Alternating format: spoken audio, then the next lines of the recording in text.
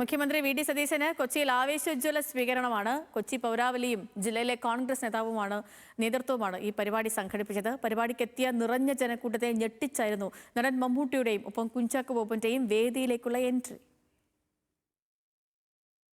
മുഖ്യമന്ത്രിയായി സത്യപ്രതിജ്ഞ ചെയ്തതിനു ശേഷം ആദ്യമായി എറണാകുളത്തേക്കെത്തിയ വി ഡി സതീശന് പ്രൗഢഗംഭീര സ്വീകരണമാണ് കൊച്ചി പൗരാവലിയും ജില്ലയിലെ കോൺഗ്രസ് നേതൃത്വവും ചേർന്നൊരുക്കിയത്.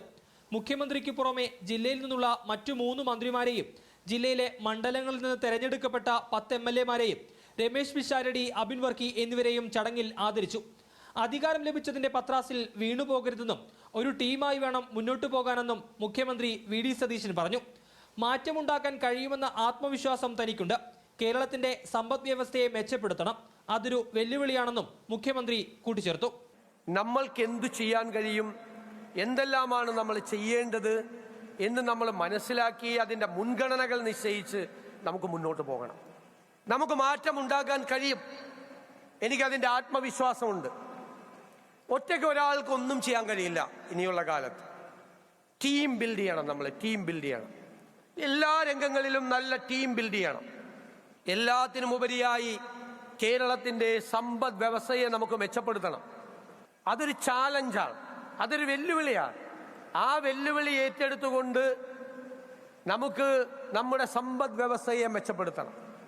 3 സിനിമകളിൽ മുഖ്യമന്ത്രിയായി അഭിനയിച്ചിട്ടുള്ളയാളാണ് താൻ. മുഖ്യമന്ത്രിയായി അഭിനയിക്കുക എന്നത് എളുപ്പമുള്ള കാര്യമാണ്. എന്നാൽ യഥാർത്ഥത്തിൽ മുഖ്യമന്ത്രിയാവുക എന്നത് ബുദ്ധിമുട്ട് പിടിച്ച പണിയാണെന്നും നല്ല രീതിയിൽ മുന്നോട്ടു പോകാൻ അദ്ദേഹത്തിന് കഴിയട്ടെ എന്നും നടൻ മമ്മൂട്ടി ആശംസിച്ചു.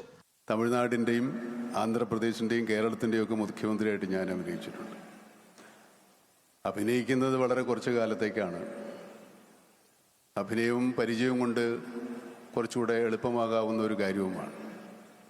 പക്ഷേ യഥാർത്ഥത്തിലൊരു മുഖ്യമന്ത്രിയായിരിക്കുക എന്നുള്ളത് നല്ല ബുദ്ധിമുട്ട് പിടിച്ച പണിയാണ്. വരും കാലങ്ങളിലെ നമ്മുടെ മുഖ്യമന്ത്രിക്ക് എല്ലാ അനുമോദനങ്ങളും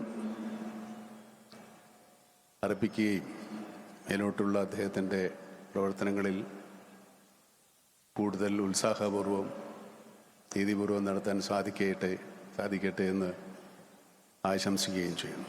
കൊച്ചിക്കാരോടും മലയാളികളോടുമൊപ്പം താനും സന്തോഷിക്കുന്നു. ജനങ്ങൾക്ക് വേണ്ടിയുള്ള ഭരണം ഉണ്ടാകട്ടെ എന്നായിരുന്നു കുഞ്ചാക്കോ ബോബന്റെ ആശംസ. കൊച്ചിയിലെ രാജീവ് ഗാന്ധി ഇൻഡോർ സ്റ്റേഡിയത്തിൽ നടന്ന പരിപാടിയിൽ പങ്കെടുക്കാൻ നിരവധി പേരാണ് എത്തിയത്. ന്യൂസ് മലയാളം, കൊച്ചി.